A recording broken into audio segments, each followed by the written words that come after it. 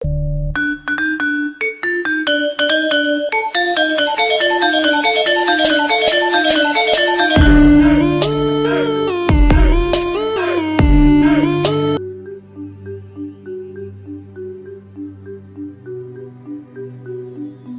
datang di channel kami.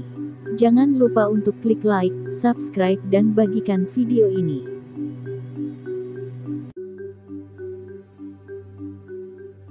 Amangkurat I adalah Raja Kesultanan Mataram keempat yang memerintah antara tahun 1646 sampai tahun 1677. Selama berkuasa, ia dikenal sebagai raja yang zalim. Perilakunya tersebut disebabkan oleh banyaknya percobaan penggulingan kekuasaan dan pemberontakan yang mewarnai pemerintahannya. Periode kekuasaan Amangkurat I juga menandai kemunduran kerajaan Mataram Islam yang sempat mencapai puncak kejayaan ketika diperintah ayahnya, Sultan Agung, tahun 1613 sampai tahun 1645. Silsilah dan keturunan Amangkurat I. Amangkurat I lahir pada 1618 atau 1619 dengan nama Raden Mas Sayyidin. Ia adalah putra dari Sultan Agung dari istrinya yang bergelar Ratu Wetan, Putri Adipati Batang. Menurut silsilahnya, ia adalah cicit dari Panembahan Senopati, pendiri kerajaan Mataram Islam. Amangkurat I memiliki dua permaisuri yang bergelar Ratu Kulon dan Ratu Wetan. Dari Ratu Kulon inilah ia mendapatkan putra mahkota bernama Pangeran Adipati Anom, yang kemudian mewarisi tahta Mataram dan memerintah dengan gelar Amangkurat II. Sedangkan dari pernikahannya dengan Ratu Wetan, Amangkurat I memiliki keturunan bernama Pangeran Puger, yang kemudian bergelar Pakubuwono I.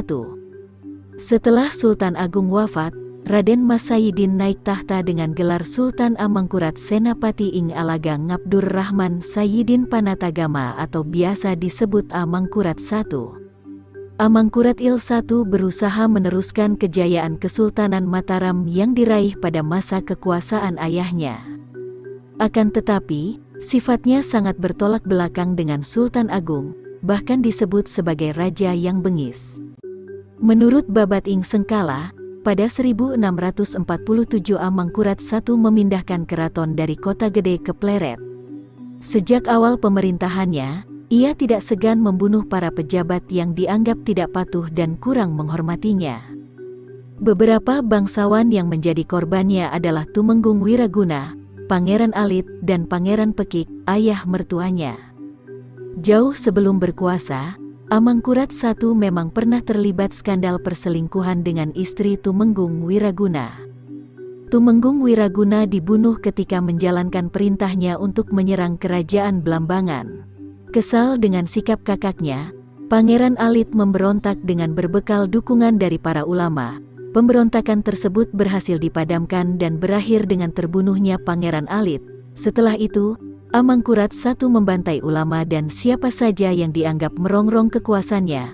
Menurut laporan Riklof van Goens, Gubernur Jenderal Hindia Belanda tahun 1678 sampai tahun 1681, sekitar 5.000 hingga 6.000 orang yang terdiri dari pria, wanita, dan anak-anak dibantai.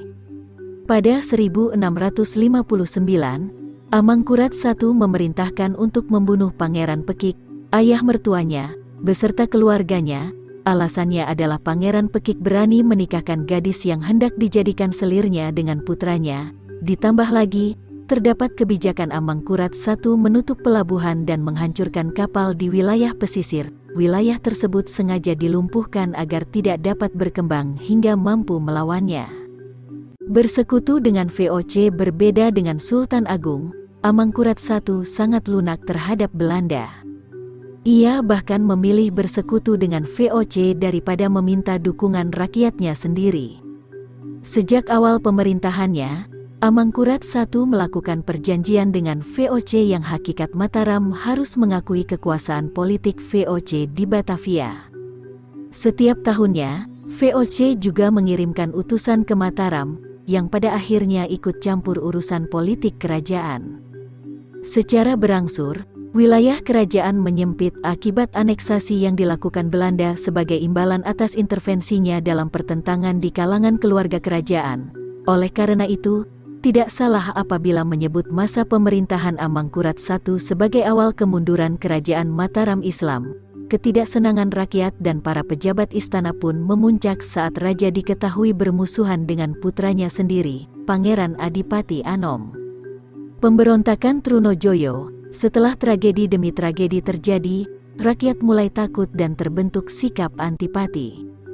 Akibatnya, rakyat Mataram melakukan perlawanan terhadap Raja Amangkurat I di bawah pimpinan Pangeran Trunojoyo dari Madura, yang juga mendapatkan dukungan dari para pejabat istana.